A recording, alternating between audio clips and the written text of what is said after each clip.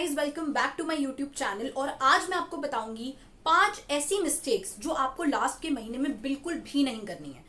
And ये सारी mistakes मैं अपने एक्सपीरियंस से बताऊंगी। और मैंने क्योंकि काफी सारे बच्चों को पिछले एक साल में मेंटर किया है, बहुत सारे बच्चों से बात की है, तो आई कैन अंडरस्टैंड कि क्या आपकी प्रॉब्लम्स हैं और क्या आप इस टाइम फेस करते हो और क्या आप गलतियां कमिट कर सकते हो।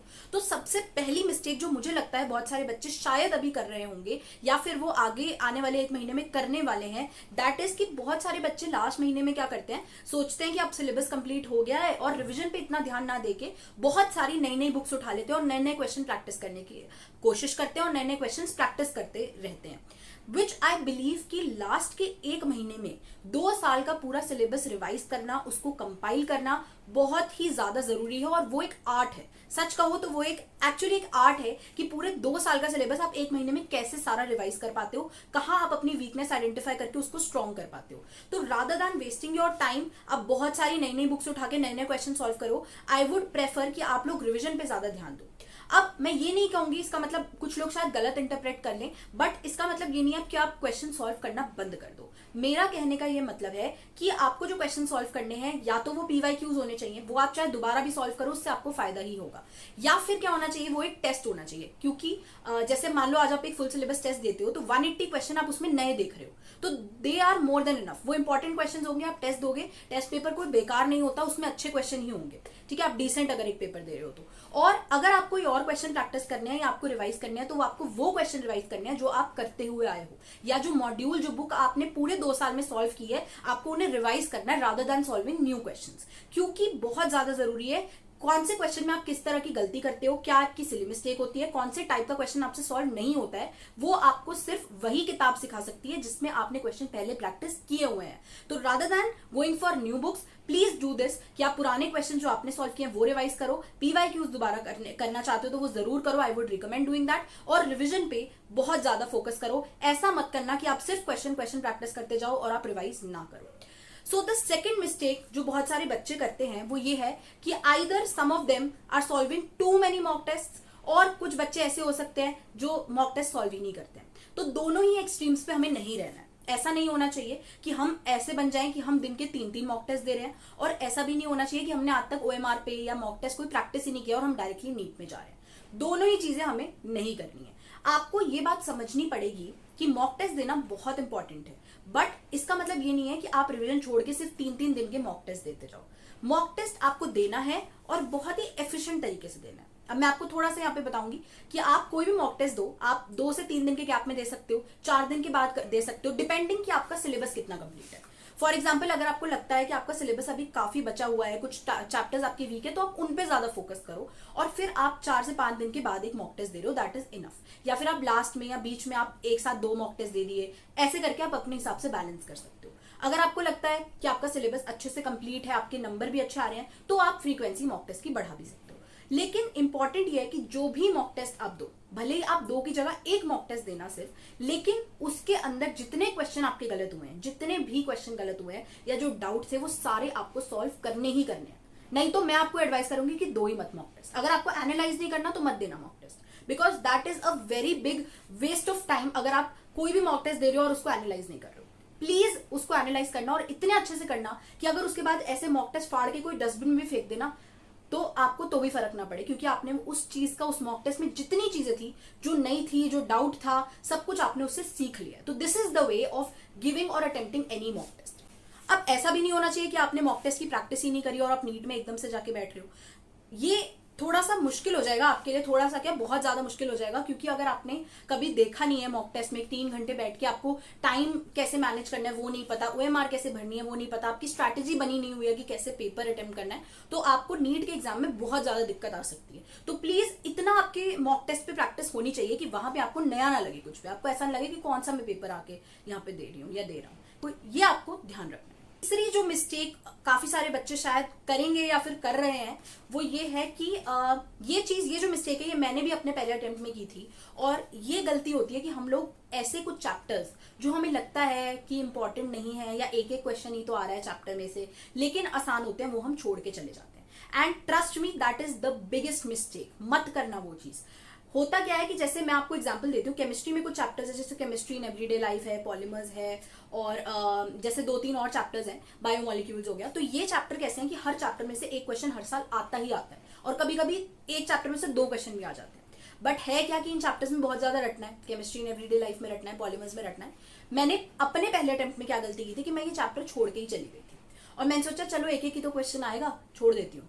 और फिर वहां पे पेपर में जाके क्या होता है कि ऑर्गेनिक का कोई मुश्किल क्वेश्चन आ गया, ठीक है, इनऑर्गेनिक का कोई ऐसा क्वेश्चन आ गया जो नहीं पता, फिजिकल का सॉल्व करने वाला बड़ा क्वेश्चन आ गया, और ये जो 3 क्वेश्चन आए पॉलीमर से, biomolecule, chemistry in everyday life से, इसका मुझे पता ही नहीं था, और ये तीनों मुझे छोड़ने पड़े। तो मुझे उस टाइम पे ये बात रियलाइज हुई कि आखिरी में चाहे आपके पास 15 दिन भी क्यों ना बचाओ, मैं आपको ये एडवाइस करूंगी कि ये 3 से 4 चैप्टर प्लीज मत छोड़ के जाना, क्योंकि इन सब चैप्टर्स में से आपका एक एक क्वेश्चन फिक्स जाना। और क्वेश्चन भी ऐसा नहीं होगा कि बहुत बाहर से कुछ आ जाए, आएगा एनसीईआरटी में से ही, और प्रीवियस ईयर क्वेश्चन ही अगर आप सिर्फ कर लोगे ना इन चैप्टर्स के, तो भी आपका क्वेश्चन बन जाएगा। तो प्लीज ये वाले चैप्टर्स अगर आपके अभी आपने टच भी नहीं किया ना, तो भी मैं आपको ये रिकमेंड करूंगी कि एटलीस्ट ये वाले चैप्टर्स आप करके जाओ। मैं आपको ये नहीं कह रही कि बहुत मुश्किल चैप्टर जिनमें कॉन्सेप्ट बनाना है या फिर जो आपको कभी समझ नहीं आया वो करने बैठ जाओ इस टाइम पे, बट आई वुड रिकमेंड कि एटलीस्ट ऐसे चैप्टर्स, चाहे अभी 1 महीना ही क्यों ना बचा है, आप कर सकते हो। अभी भी 2 दिन लेके बैठोगे, सारे चैप्टर आप कर लोगे, सारे पीवाईक्यूज कर लोगे, और आप ये सोचो कि आप अपने 3 से 4 क्वेश्चन इन्हीं से सिक्योर कर लोगे। तो प्लीज ये चैप्टर्स आप छोड़ के मत जाना। तो जैसे कि मैंने कहा कि revision at this moment is an art, क्योंकि 1 महीने में 2 साल का सिलेबस करना इज नॉट ईजी। उसके लिए मैं अलग से भी, अगर आप लोग मुझे कहोगे तो एक वीडियो बना दूंगी जहां पे मैं आपको बताऊंगी कि रिवाइज प्रॉपरली कैसे कर सकते हो और एफिशिएंट तरीका क्या है 1 महीने में रिविजन करने का। एनीवेज, अभी मैं आपको ये बोलना चाहती हूँ कि बहुत सारे बच्चे इस टाइम पे क्या करते हैं, या तो हो सकता है, देखो आपको एक बात फैक्ट है जो आपको समझनी पड़ेगी कि किसी भी बच्चे का ऐसा नहीं होता कि 100% सारे टॉपिक स्ट्रांग हो। आपके अगर कोई टॉपिक स्ट्रांग है तो आपके कोई टॉपिक वीक भी होंगे, बट आपको ये नहीं करना है कि आपके मान लो 98 में से आपके 4 चैप्टर नहीं हुए हैं तो उसकी वजह से आप बाकी सारा सिलेबस, बाकी जितना भी आपने किया वो खराब कर दो। तो आपको अपने वीक पॉइंट्स पे फोकस जरूर करना है, आपको उस पर ध्यान देना है और ट्राई करना है कि आप जितना उसमें इंप्रूवमेंट ला सको ले आओ। लेकिन इसका मतलब ये नहीं है जो चैप्टर्स आपको आते हैं जिनमें आपको कॉन्फिडेंस था, वो कॉन्फिडेंस आप वहां से लूज कर दो।